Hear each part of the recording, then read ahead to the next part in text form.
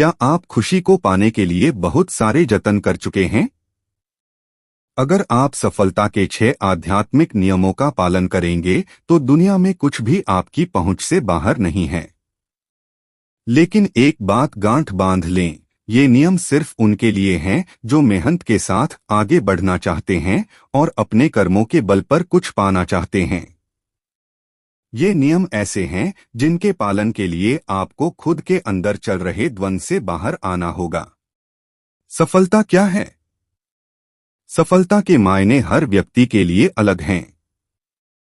गर्मी में रिक्शा चलाने वाले व्यक्ति के लिए ऑटो खरीदकर उसे चलाना सफलता हो सकता है। नौकरी पेशा लोगों के लिए प्रमोशन या नई नौकरी पाना सफलता हो सकता है।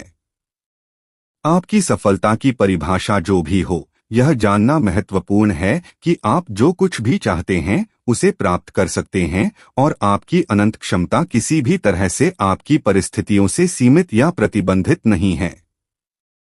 यानी अगर एक बार मनुष्य ठान ले तो कुछ भी कर सकता है। यही मनुष्य की खासियत है कि वो अपनी क्षमता से कहीं गुना ऊपर के काम भी इच्छा शक्ति से कर सकता है। समाज ने हमें कैसा बनाया है?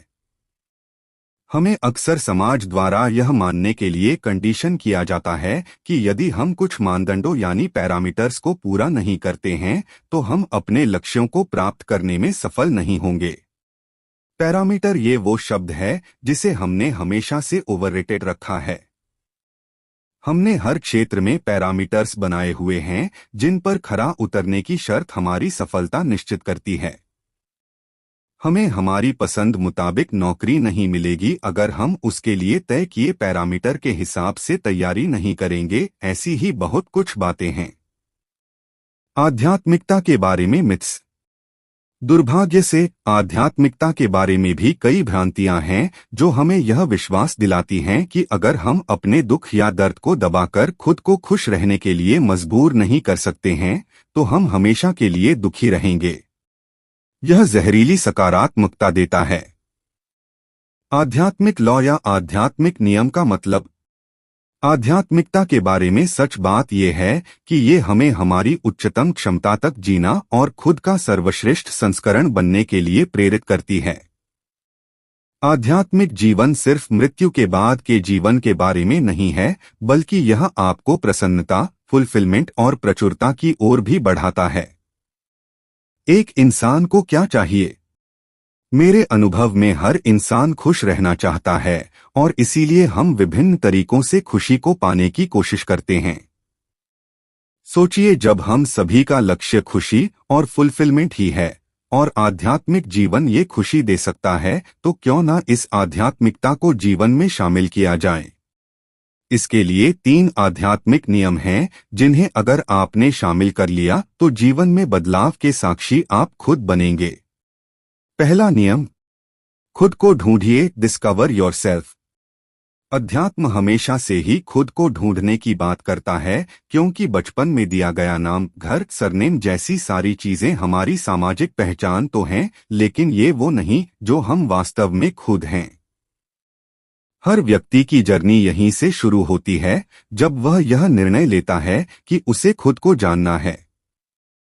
जब वो खुद से प्रश्न करता है कि मैं कौन हूं। वेदांत भी इन्हीं प्रश्नों के जवाब ढूंढने में मदद करता है। सफलता के लिए भी आपको सवाल पूछना होगा। खुद से पूछिए कि सक्सेस आपके लिए क्या है। सफलता को उस नजरिए से तय मत करिए जो समाज, परिवार, दोस्त या आपके आसपास मौजूद लोगों ने बनाई है। जिसमें आप कंफर्टेबल हों, जो आपको खुशी दे, जिसमें आप माहिर हों और जो आपकी इच्छाओं पर खरा उतरे। सफलता वो होनी चाहिए आपके लिए। दूसरा नियम, परम सत्ता के साथ संबंध। आध्यात्मिक नियमों के अनुसार इन सवालों के जवाब के लिए सबसे पहले आपको खुद को जानना होगा और खुद को जानने के लिए आपको उस परम सत्ता या क्रिएटर या फिर यूनिवर्स के साथ कनेक्शन स्थापित करना ही पड़ेगा। आप उस परम सत्ता के साथ अपना कनेक्शन जितना गहरा करेंगे उतना ही आप खुद को जानने की तरफ आगे बढ़ेंगे। खुद को जानने के लिए कुछ शुरुआती स्टेप्स हैं जो आपको फॉलो करने होंगे। तीसरा नियम, क्या करें? आपको अपने अंदर मौजूद अहंकार को खत्म करना होगा और अपने इंट्यूशन की तरफ ध्यान देना होगा। 2. आपको प्रकृति के बीच समय बिताना चाहिए ताकि आप अपने अंदर चल रहे द्वंद्व से बाहर आ सकें और अपने अंतमन की आवाज सुन पाएं। ऐसा तभी हो सकता है जब आप प्रकृति के बीच कुछ समय बिताएंगे। 3. आपको मेडिटेट या ध्यान लगाने की जरूरत है, क्योंकि ध्यान ही है जो आपको शून्य की अवस्था में ले जा सकता है। 4. नियम, अपने जीवन की जिम्मेदारी खुद लें। जिस दिन से आप उस परम सत्ता के साथ कनेक्शन स्थापित कर लेते हैं, उस दिन से आप अपने निर्णय, अपनी पसंद और अपने विकल्पों के बारे में एक नई दिशा में सोच पाएंगे। हो सकता है पास्ट के किसी एक्शन के कारण आप गिल्ट महसूस करते हो, या फिर किसी घटना का गुस्सा हो आप में, या फिर आप अपने द्वारा लिए गए किसी निर्णय पर पछताते हो। इन सभी मामलों में आपको खुद के साथ सौम्य व्यवहार करना होगा। खुद को दोषी मानना, वो भी पास्ट की किसी घटना के कारण, सही नहीं है। खुद को माफ करिए। हालांकि आपको अपनी गलतियों के लिए पूरी तरह से जिम्मेदारी लेनी पड़ेगी। दूसरों को दोष देने से भी कोई फायदा नहीं। 5वां नियम, पास्ट को भुलाएं। हो सकता है कि जब आप बड़े हो रहे हों तो आपके परिवार ने आपको बहुत अच्छा माहौल ना दिया हो और इस कारण आप अपनी राह से भटक गए हों और आप असुरक्षा और आत्मसम्मान में कमी महसूस करते हों। फिर भी आपको किसी को दोष देना बंद करना होगा। ये सही है कि आप इन सभी घटनाओं को याद करते हों, बुरा भी महसूस करते हों, लेकिन जब तक आप इन चीजों का बोझ लेकर दूसरों को जिम्मेदार ठहराते रहेंगे तब तक बदलाव नहीं देख पाएंगे। आप उन्हें माफ कर सकते हैं, या फिर आप इसके बारे में किसी से बात भी कर सकते हैं ताकि आपका मन हल्का हो। 6वां नियम, अपने लक्ष्यों को मैनिफेस्ट करें। मैनिफेस्टेशन यानी जो आप पाना चाहते हैं उसकी अभिव्यक्ति। आपका हर कदम, हर सोच, हर एक्शन आपके लक्ष्य की तरफ जब होता है, तब आप जो भी पाना चाहते हैं वो आपको जरूर मिलता है। जब आप अपने पॉजिटिव इरादों, लक्ष्यों को पूरा करने के लिए अपनी इच्छा शक्ति की मदद लेते हैं और आकर्षण के नियम को ध्यान में रखकर आगे बढ़ते हैं, तो जो भी आपने मैनिफेस्ट किया है वो पूरा होता है। इसके लिए आपको 4 चीजें करनी हैं। पहली, आपको अपना लक्ष्य साफ साफ पता होना चाहिए। कंफ्यूजन का कोई स्पेस नहीं होता।